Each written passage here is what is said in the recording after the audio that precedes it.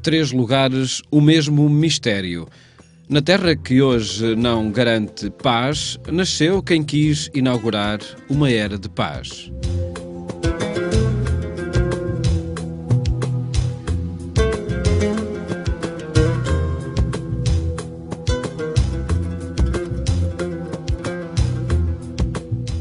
Nazaré, Ein Karen, Belém. Três cidades a visitar, três pontos de encontro a respeito do que aconteceu há 2000 anos e da vida que aqui decorre nos dias de hoje. Deus disse que queria ser uma pessoa humana. A revelação que mudou a história da humanidade aconteceu em Nazaré. Maria partilhou a notícia com a prima em Ein Karen.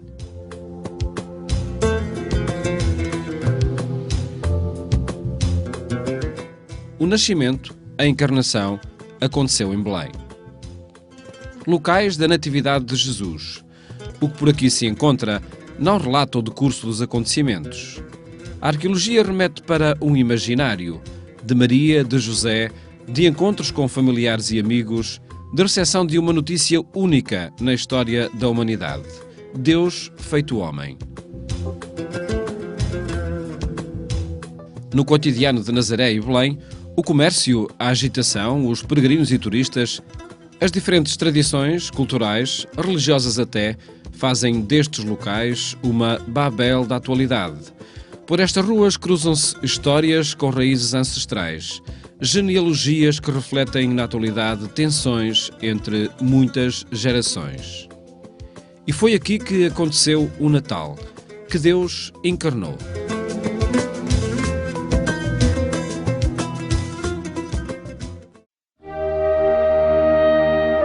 Nazaré é uma localidade da Galileia, a 37 km de Haifa e a 22 km a oeste de Tiberíades.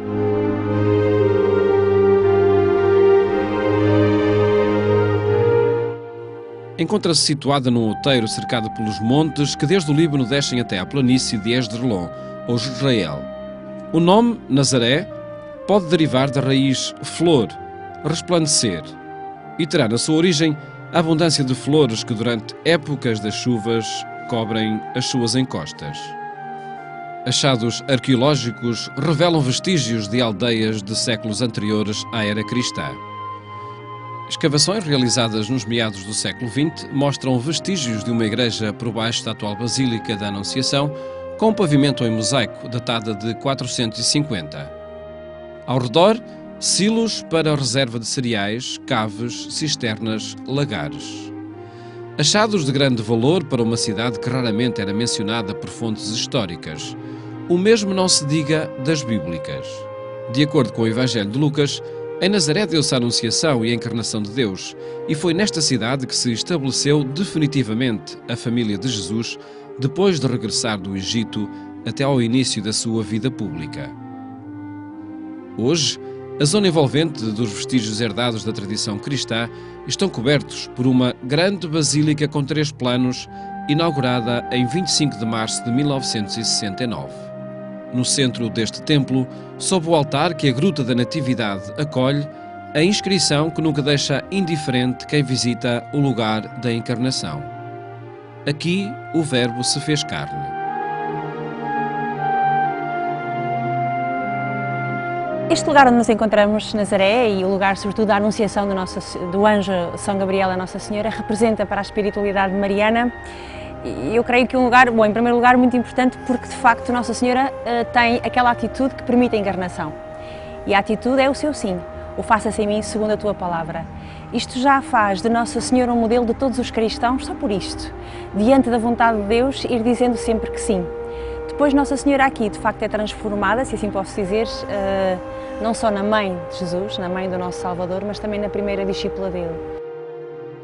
A visita à Basílica da Anunciação, ao local onde Maria disse sim ao anúncio do anjo Gabriel, assumindo um lugar determinante da relação de Deus com o seu povo, aconteceu com um grupo de peregrinos.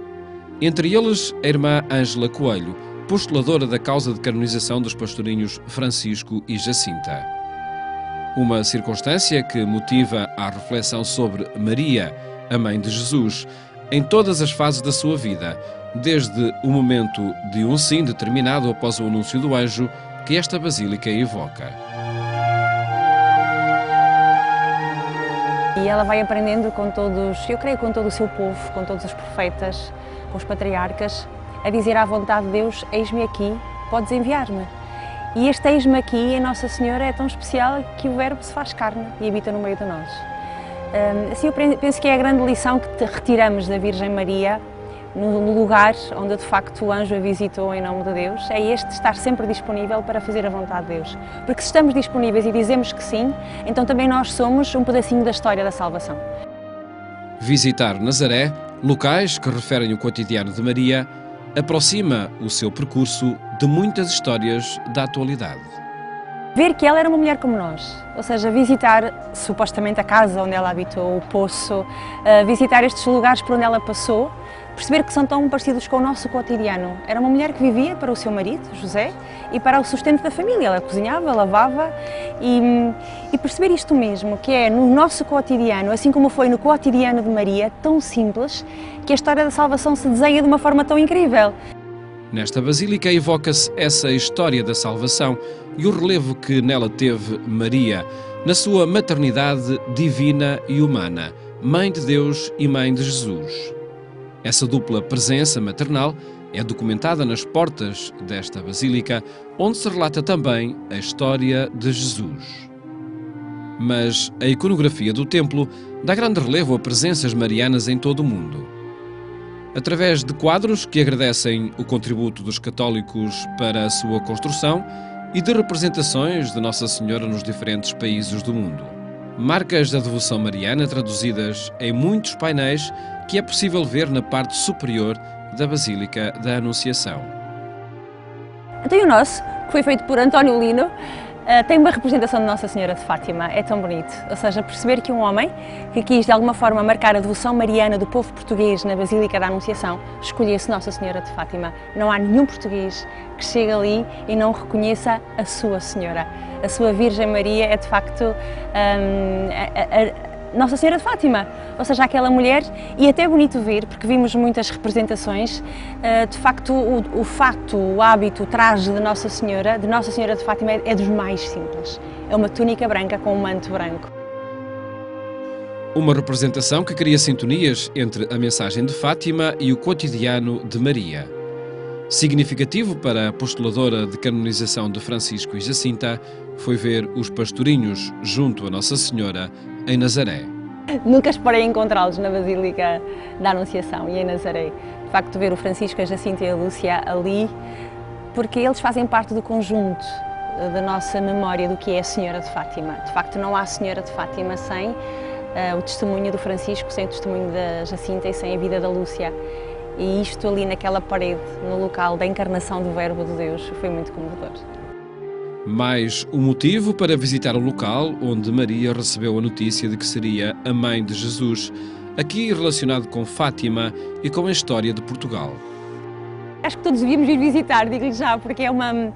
Até percebemos a dimensão mundial que Fátima alcançou. Ou seja, não é só a importância de Fátima, é também até aqui, chegou ao nascimento, ao berço da nossa fé, que é precisamente o berço, é aqui, digamos assim, no sentido da encarnação, e Fátima aqui chegou, e não é só Fátima que está ali representada naquele painel, mas um bocadinho da história de Portugal. Temos lá o nosso escudo, temos o anjo que segurou o escudo, temos uma coroa no topo do painel, temos uma coroa fantástica que nos faz lembrar toda a nossa história da relação quando o nosso rei Dom João IV coroou Nossa Senhora, Rainha de Portugal. Nazaré e Fátima, lugares distantes ligados por Maria, por aquela que recebeu uma notícia que mudou a história da humanidade: ser mãe de Jesus.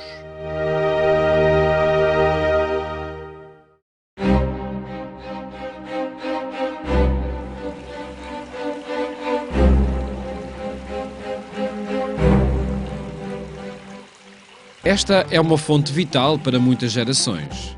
Ao seu redor nasceu uma povoação e no seu caudal muitas outras se vieram saciar. O nome por que é conhecida, Fonte da Virgem, remete para a localização, neste ambiente, dos relatos do evangelista Lucas, que se referem à visita de Maria à sua prima Isabel e ao nascimento de João Batista, o precursor. Outro local da Natividade de Jesus, no cimo de uma colina, que é de passagem para muitos peregrinos em visita aos lugares santos.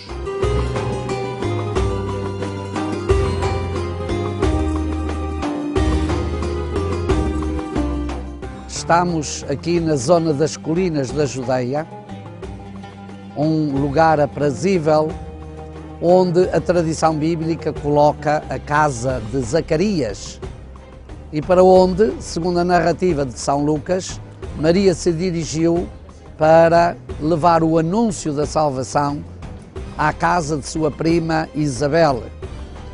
Este encontro de duas mulheres, uma que ainda representa aquilo que era a antiga aliança e outra que já é portadora da nova aliança, marcam uma etapa da história da salvação.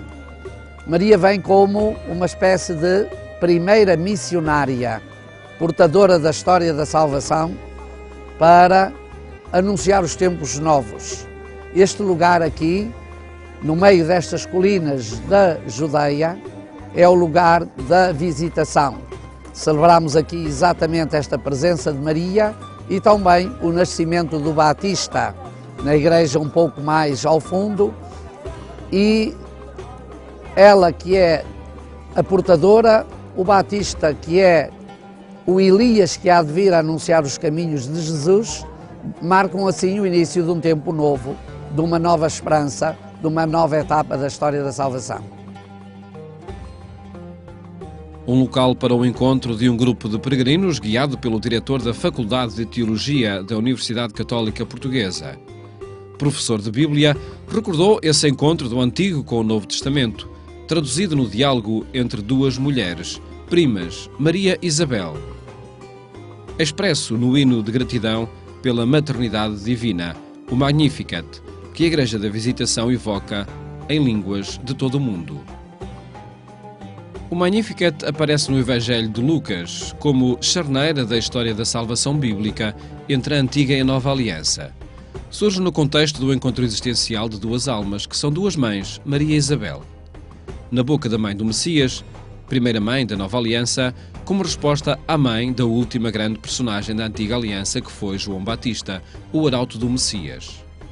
É a resposta ao louvor que Isabel, na visita que estava a receber, acabava de cantar alto e bom som, em honra da sua parente.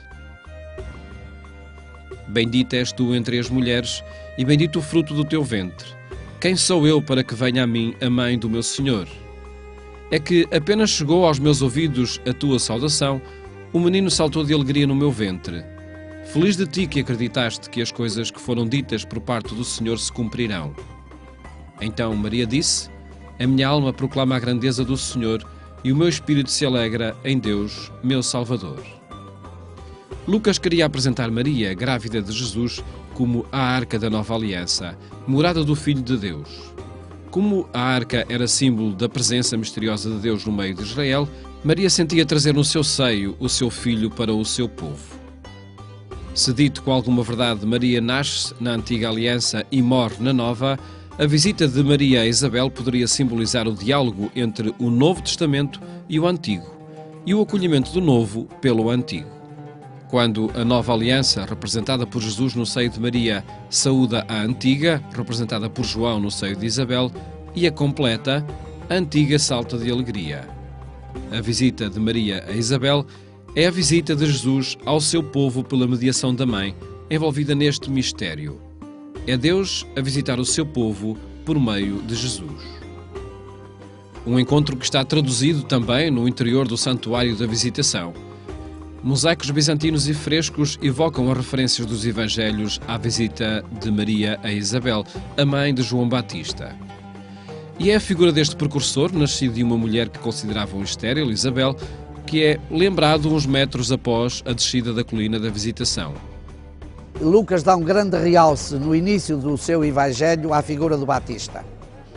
O Batista, no fundo, realiza aquilo que era a expectativa veterotestamentária do precursor do Messias, o precursor do Salvador. Havia toda uma tradição profética de que o Messias, quando chegasse, não encontraria um mundo aberto para o acolher. Para isso, era necessário alguém preparar a sua chegada. E esta sua chegada é preparada exatamente pela figura do Batista, que, trazendo a herança da antiga aliança, abre para a nova aliança. Por isso, ele é aquele, no dizer São João, que deve descer, diminuir, para que o verdadeiro portador da salvação, que é Jesus Cristo, possa crescer, possa aparecer. É interessante que esta figura do Batista, embora de formas diferentes, é narrada e apresentada por todos os evangelhos. Portanto, a tradição evangélica reforça muito esta figura e dá-lhe um destaque que exatamente é compreensível, e só é compreensível à luz do Antigo Testamento. Não creio que se possa olhar para o Batista como uma espécie de Essênio, como Ranita, de uma figura apocalíptica, extra-bíblica, portadora de certas esperanças, não. A figura do Batista é lida e interpretada exatamente à luz da herança veterotestamentária que prepara o advento do tempo novo. João Batista, o precursor, o que anuncia algo novo, que vai chegar, esperado por muitas gerações para mudar a história. É por isso motivo de afirmação de bênção, ontem e hoje, por Zacarias e Isabel, seus pais, e por aqueles que passam pela igreja construída, cresce, no lugar da casa onde viveram, e aqui recordam o cântico que glorifica Deus por visitar o seu povo como sol nascente.